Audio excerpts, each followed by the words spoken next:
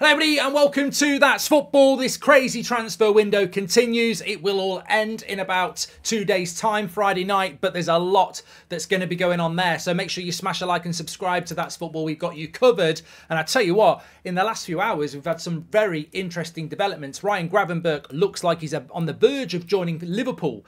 Ansu Fati joins Brighton. I thought he was going to Spurs. And then we've got Cole Palmer going from Manchester City to Chelsea for about 45 million quid. Incredible. Also want to talk about Southgate a little bit and his England squad, but I did talk about that a bit yesterday. But yeah, just... And I really do think a lot of clubs are waiting for the last day of this transfer window. I think there's a lot of itchy feet. I think there's going to be a lot of big movement. So let's see how it goes. But Liverpool, as I say, what a signing. And it's not just for Liverpool. I think Fati, Brighton, we'll talk about that as well. And Chelsea, this Palmer deal. What are your thoughts on this, Chelsea fans? We'll talk about that in a moment. But Ryan Gravenberch, according to German reports, is on the verge of signing for Liverpool on a permanent deal, not a loan deal, around £25 million. Jurgen Klopp has convinced him of the project at Liverpool and he wants to go there. That's the latest at this moment in time. And I personally, there is a bit of a Man United link here because United want a midfielder and there was talk of Liverpool and Man United being interested. But obviously in a straight race, Liverpool are going to win this because they've actually got something that's really important when it comes to transfers. And that's money, not monopoly money like United. So Liverpool have got... They did this with Gakpo in January. Ten Hag wanted Gakpo. They had money. United didn't. Liverpool got Gakpo. Ten Hag wants Gravenberch. Klopp wants Gravenberch. Liverpool have got money. Man United don't. So it's disappointing from a Manchester United point of view. But I'll say what I said about Fabinho. I'll say what I say about Gakpo. I think these are really intelligent signings. And when I look at Gravenberch, people might say, well, it's not Declan Rice and it's not Caicedo and it's not Lavia and it's clearly not Liverpool's first choice midfielder. We know that they were bidding for other players. But in an odd way, this might be more suitable to Jurgen Klopp because I look at what Jurgen Klopp and what Ten Hag would have done with him as well. And I look at Gravenberch and I see a diamond in the rough. I see a player that made a bad choice going from Ajax to Bayern Munich and it's not worked out. Plenty of players get that wrong. It's about the right fit for him. He needs a developmental coach. He needs a coach that's going to have a track record of nurturing a player and getting the best out of them. And Jurgen Klopp is perfect for that. He's done it countless times, not only at Liverpool, but at Dortmund as well. So I think this is the right environment for Gravenberch. Liverpool need midfielders, and Gravenberch obviously is a midfielder. And I think the Premier League will suit him. I think he's got so many potential attributes to be really, really, really impactful in this league for Liverpool. He's powerful. He's got a good passing range. He's got a good engine.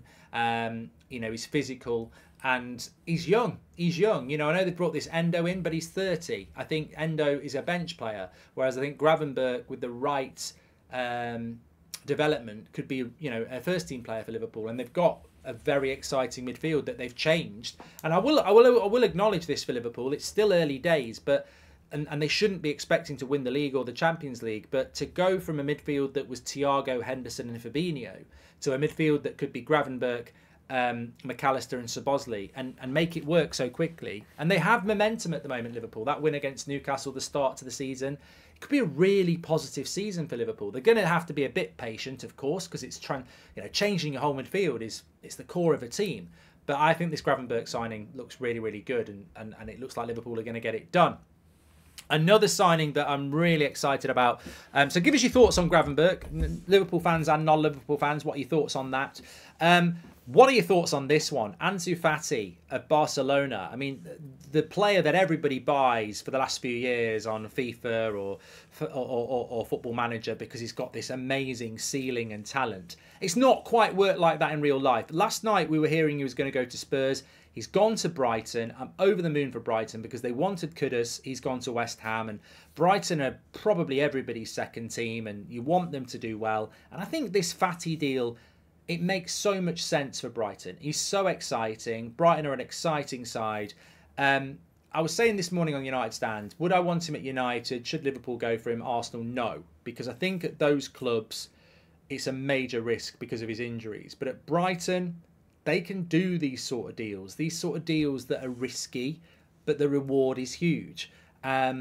Injuries are the only thing they need to worry about. Fati, if he can play week in, week out, he will fit the Premier League like a glove. You know, he will fit the way Brighton want to play like a glove. It's just how fit he will be. My concern with Fati is that if he flops, it will be because of injury. But it's a massively exciting deal, and it's, you know, it is a risk. You know, Barcelona are not going to let players go to Brighton if they think that they are world beaters. That's not how Barcelona work. But interesting to see how that works.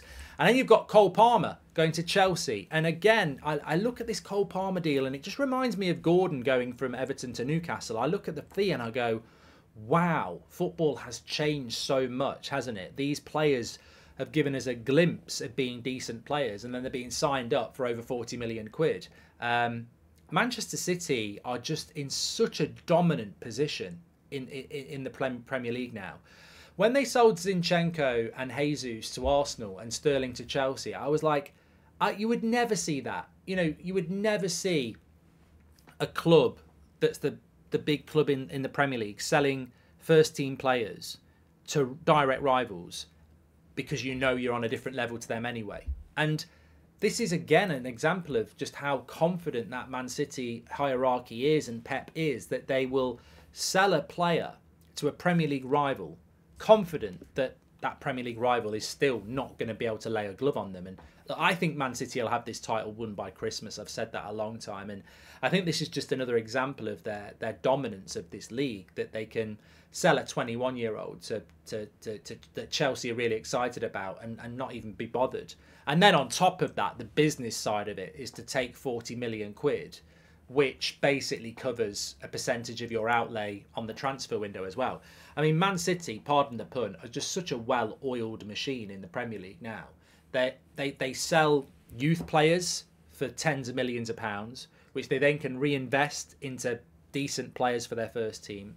They sell first-team players, and the rotation of the team just doesn't change. It's just dominance on a level we've never seen before. Sir Alex Ferguson and Man United, we dominated the Premier League, but we didn't really ever have the business structure beside that as well. We didn't and weren't able to sell decent players to rivals and use that money to bring in better players. We never really mastered that. Man City have just mastered this league. I said a couple of weeks ago that the league would be better with Man City in it, and Man City with Man City not in it. And Man City fans got really arsey about it because they couldn't see the compliment. The compliment is that Man City are just too good.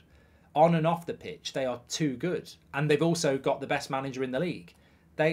How do you not predict they're going to win the league by Christmas? They're on a different level. The question is, will they get a quadruple? The question is, how easy will it be to, retain the treble? And at this point, I just don't see who stops them. Not in the Premier League, that's already done. Will there be a shock in the cup to knock them out the FA Cup?